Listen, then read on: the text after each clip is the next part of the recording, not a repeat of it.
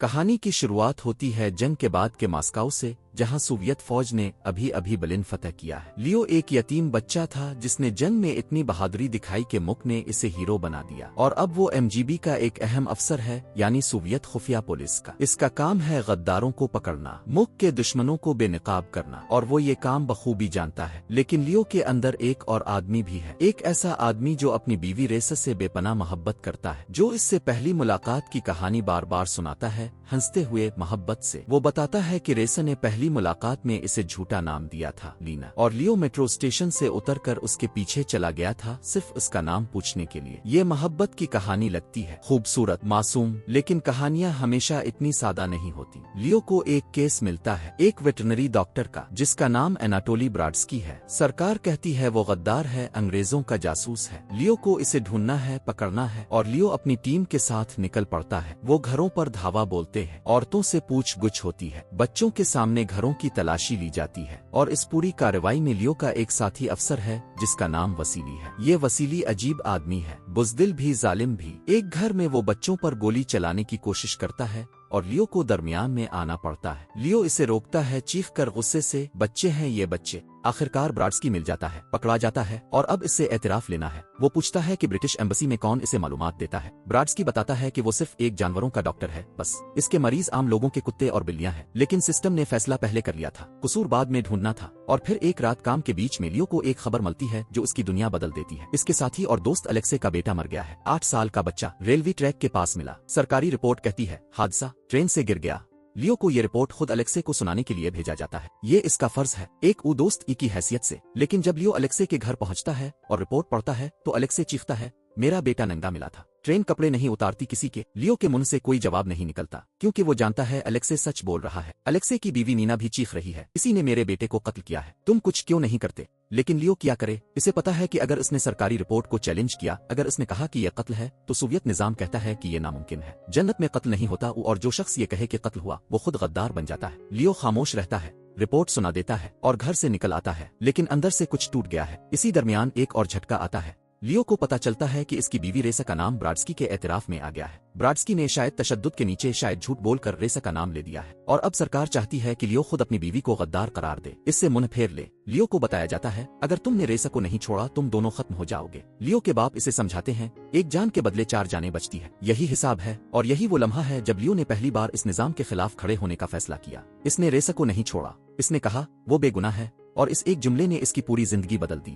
MGB نے لیو کو Moscow سے نکال باہر کیا، یہ کوئی تبادلہ نہیں تھا، یہ سزا تھی، ذلت تھی، اور ریسا اسے بھی ساتھ جانا پڑا۔ وہ جو ایک اسکول میں استاد تھی کہ ایک معمولی اسکول میں بھیج دی گئی۔ پہنچ کر لیو کو ایک لاش دیکھنے کے لیے بلایا جاتا ہے، ایک بچہ ریلوے لائن کے پاس ملا، ننگا، آنکھوں میں خون، پیٹ کے اعضاء غائب، اور جسم سے پانی بہ رہا ہے، حالانکہ قریب کوئی دریا نہیں۔ اور لیو کے ذہن میں کی تصویر آ جاتی ہے، الیکسے کا بیٹا، یہ وہی طریقہ تھا، بالکل وہی، یہ کوئی حادثہ نہیں تھا، یہ ایک ہی ہاتھ کا کام تھا، ایک ہی قاتل، اور وہ قاتل ابھی بھی آزاد تھا۔ لیو نے ڈاکٹر سے پوچھا اس بچے کی موت کی وجہ؟ ڈاکٹر نے کہا ڈوبنا، لیکن یہاں پانی نہیں ہے۔ لیو نے کہا یعنی کوئی ہے جو بچوں کو مار کر ان کے جسموں کے ساتھ یہ سب کرتا ہے اور پھر انہیں ٹریک کے پاس چھوڑ جاتا ہے۔ جنرل کا سربراہ اسے گھور کر دیکھتا ہے اور خبردار کرتا ہے اگر تم نے میری ٹیم کو کمزور دکھانے کی کوشش کی، اگر تم نے ماسکو کو کچھ رپورٹ کیا تو میں تمہیں خود مار دوں گا۔ لیو پیچھے نہیں ہٹتا، لیکن اسے اکیلے لڑنا تھا، کوئی اختیار نہیں، کوئی عہدہ نہیں، کوئی ساتھی نہیں، اور ایک بیوی ہے جو اس پر بھروسہ نہیں کرتی، کیونکہ ریسا نے ایک رات لیو کو وہ سچ بتایا جو لیو نے کبھی سوچا بھی نہیں تھا۔ اس نے کہا میں نے تم سے شادی خوشی سے نہیں کی تھی، میں نے تم سے ڈر کر شادی کی تھی، تم MGB افسر تھے، نہ کہنے کی ہمت نہیں تھی مجھ میں۔ یہ جملہ لیو کے سینے میں خنجر کی طرح اترا۔ وہ آدمی جو خود کو محبت کرنے والا شوہر سمجھتا تھا، وہ دراصل اس عورت کے لیے ایک خوف کا سایہ تھا، اور اب اس سب کے بعد بھی وہ دونوں میں پھنسے ہوئے ہیں۔ ایک قاتل کھلا ہے، ایک نظام ہے جو سچ چھپاتا ہے، اور 2 لوگ ہیں جن کے درمیان سالوں کا جھوٹ پڑا ہے۔ ایک چھوٹا سا شہر، سرد، خاموش اور بے رحم۔ لیو ایک ایسے شہر میں پھنسا ہوا ہے جہاں اس کا کوئی اختیار نہیں، کوئی عہدہ نہیں، اور کوئی دوست نہیں، لیکن اس کے ذہن میں ایک بات گھوم رہی ہے، ایک لاش، ایک بچہ، ننگا، آنکھوں میں خون، اور وہی نشانات جو الیکسے کے بیٹے کے جسم پر تھے۔ یہ اتفاق نہیں ہو سکتا۔ لیو کو یقین ہو چکا ہے کہ ایک ہی قاتل ہے، اور وہ رکا نہیں ہے۔ لیو چپ نہیں بیٹھ سکتا، اس نے فیصلہ کیا کہ وہ خود ثبوت اکٹھا کرے گا۔ اس نے میجر کازمن سے ملاقات کی جو اس علاقے میں سرکاری جرائم کا افسر تھا۔ لیو نے اس سے سیدھا سوال کیا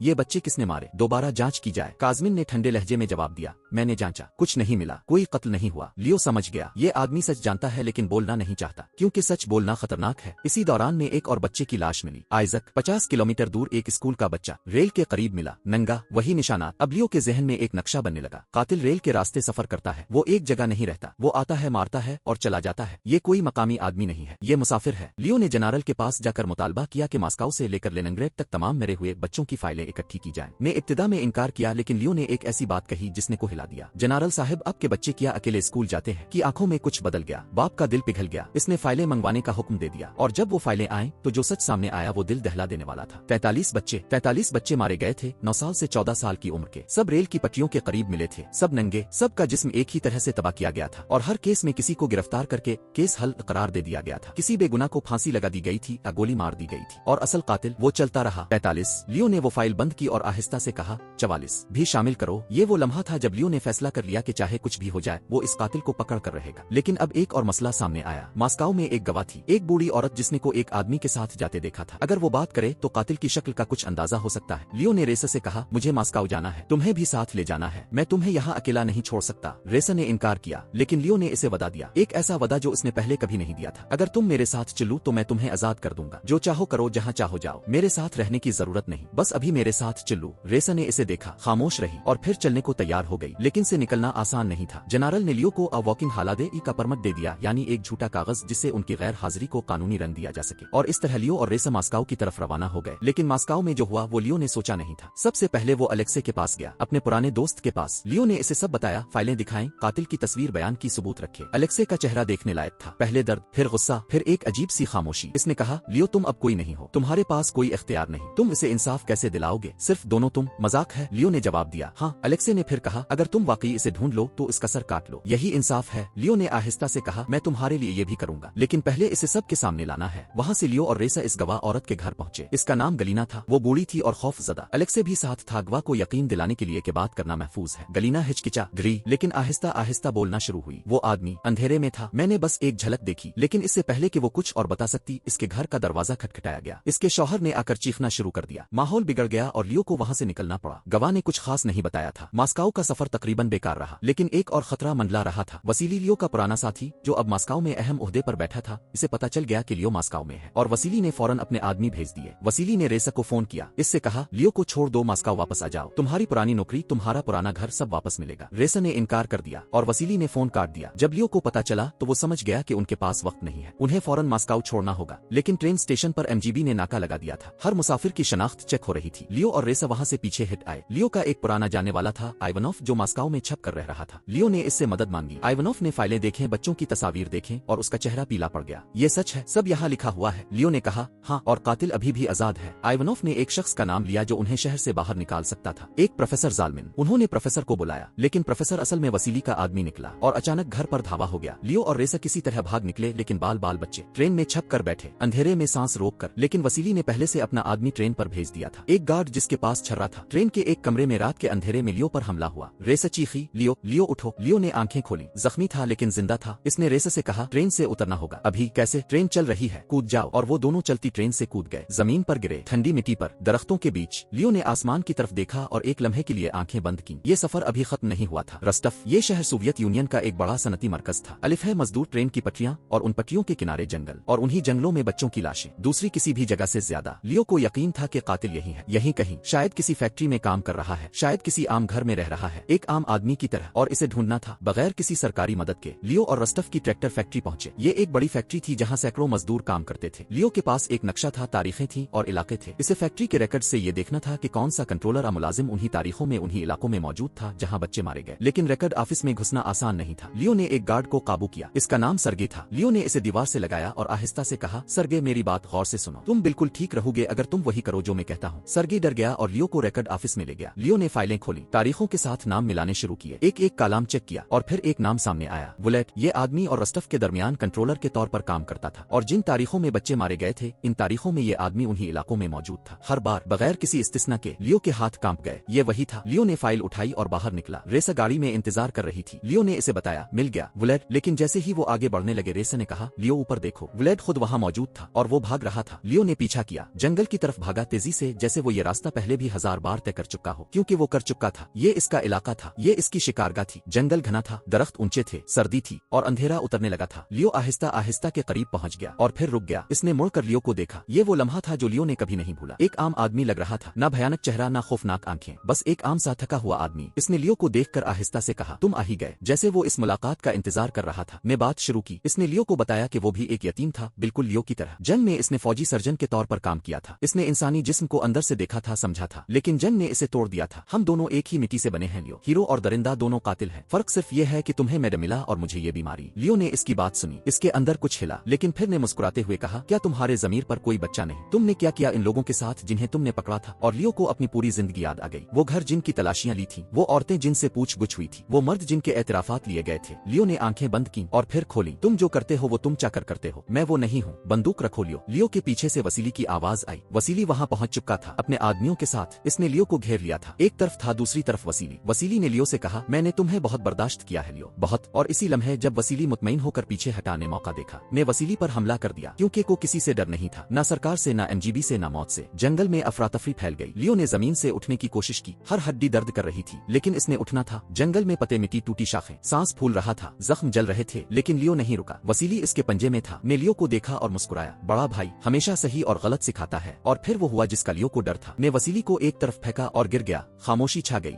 रेसा दौड़ती हुई आई, लियो के पास बैठ गई। इसने लियो का चेहरा अपने हाथों में लिया। लियो ने आहिस्ता से आंखें खोली। मैं ठीक हूँ। रेसा ने कुछ नहीं कहा, बस इसे देखती रही। और इस खामोशी में पहली बार सालों बाद कुछ पिघला। और लियो ने इसे कहा, इसने अपनी जान को खतरे में डालकर मुजरिम को पकड़ने में मदद की। ये हीरो है। सोवियत सरकार ने फौरी तौर पर इस कहानी को अपने हिसाब से मोड़ना शुरू किया। ऐलान हुआ कि जंग के दौरान जर्मन कैद में रहा था और वहाँ इसे तब्दील कर दिया गया था। यानी ये एक नाटसी एजेंट था जो राशन बच्चों को निशाना बना रहा था। सरकार ने इसे रस्तफ का भेड़िया कहा, क्योंकि सरकार ये नहीं मान सकती थी कि एक राशन शहरी, एक सोवियत फौजी, एक साबिक फौजी सर्जन खुद अपने बच्चों को मार सकता है। लियो ने ये सुना और कुछ नहीं कहा, क्योंकि वो जानता था ये लड़ाई नहीं जीती जा सकती, अभी नहीं। लेकिन एक और लड़ाई अभी बाकी थी। मॉस्को में लियो को बुलाया गया। एक आला सरकारी अफसर ने इसे मुबारकबाद दी। कहा कि मेजर काज़मिन गिरफ्तार हो चुका है और लियो को तरक्की की पेशकश की गई। नई सिक्योरिटी ऑर्गेनाइजेशन में अहम ओहदा, सियासी रास्ता, ताकत। लियो ने मुस्कुराते हुए इनकार कर दिया। अफसर ने हैरान होकर पूछा, तो तुम क्या चाहते हो? लियो ने कहा, मैं मॉस्को में कत्ल की तफ्तीश का एक नया महकमा बनाना चाहता हूँ। क्यों? कत्ल तो यहाँ होता ही नहीं। लियो ने आहिस्ता से कहा, जैसा कि व्लेड ने साबित किया, कत्ल बाहर से भी आ सकता है, हमें तैयार रहना चाहिए। अफसर ने सोचा, ये बहाना काबिल कबूल था। ठीक है, लियो ने फिर कहा, और एक गुजारिश है, जनरल को भी इस महकमे में शामिल किया जाए, उनकी सलाहियतें बेमिसाल हैं। अफसर ने हामी भर ली और फिर लियो और रेसा एक जगह गए, एक ऑर्फनेज। वहाँ 2 बच्चियां थीं, अलेना और टमेरा। उनके वालिदैन कहीं खो गए थे। जंग की आग में, निजाम की बेरहमी में। लियो ने उनके सामने घुटने टेक दिए। मैं तुम्हारे माँ बाप वापस नहीं ला सकता, ये मेरे बस में नहीं, लेकिन हम तुम्हें एक घर दे सकते हैं। रेसा ने आहिस्ता से कहा, मैं तुम्हें पढ़ना लिखना सिखाऊंगी, हम पार्क जाएंगे, हमारे दोस्त हैं, बहुत कुछ है जो हम मिलकर करेंगे। बच्चियां चुप रहे। लियो ने कहा, हम तुम्हें जबरदस्ती नहीं ले जाएंगे, सोच लो, अगर नहीं आना तो हम कोई और घर ढूंढेंगे, लेकिन हम तुम्हें यहाँ अकेला नहीं छोड़ेंगे, ये हमारा वादा है। वो बाहर निकले। बच्चियों को सोचने का वक्त दिया। बाहर रेसा ने लियो को देखा। लियो ने आहिस्ता से पूछा, क्या तुम समझती हो कि मैं वाकई एक बहुत बुरा आदमी हूँ? रेसा ने इसे देखा। लंबी खामोशी और फिर कहा, नहीं, बस यही एक लफ्ज। लेकिन इन दोनों के लिए ये काफी था, क्योंकि ये पहला सच था जो रेसा ने लियो को खौफ के बगैर कहा था। ये कहानी खत्म होती है एक ऐसे आदमी की दास्तान के साथ जिसने एक झूठे निजाम में सच ढूंढा, जिसने अपना ओहदा, अपना घर, अपनी हैसियत सब खो दिया, लेकिन अपना जमीर नहीं बेचा। 43 बच्चे मारे गए और हर बार सरकार ने आंखें बंद कर ली, लेकिन एक आदमी ने आंखें खिली रखी और 44वें बच्चे के लिए इंसाफ मिला। देर से, बहुत देर से, लेकिन मिला। अगर ये वीडियो आपको पसंद आई तो चैनल को सब्सक्राइब करें और बताएं अगली कौन सी फिल्म की कहानी सुनना चाहते हैं।